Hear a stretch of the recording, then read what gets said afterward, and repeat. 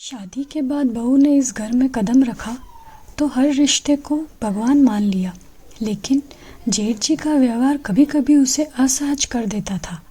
कभी कहते, बहू तुम तो इस घर की रौनक हो, तुम्हारी हंसी से पूरा आंगन जगमगा जाता है।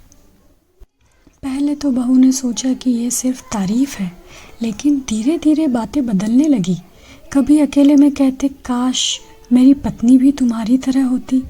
बहू ये सुनकर सन्न रह जाती। वो चुप रहती, सह लेती, क्योंकि उसे लगा कि शायद वो ही ज़्यादा सोच रही है।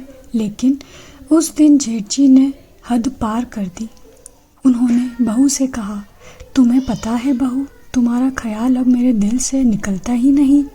तुम इस घर में आई हो पर मेरा चैन भी ले गई हो। यह सुनकर बहू का दिल कांप उठा।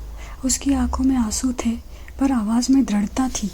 उसने तुरंत कहा, जेठ जी अब बस भी करो। ये जो आप कह रहे हो ये सिर्फ मेरी नहीं, पूरे घर की इज्जत को मिट्टी में मिलाता है। रिश्ते हदों से चलते हैं, अगर वही टूटे तो पूरा घर टूट जाएगा।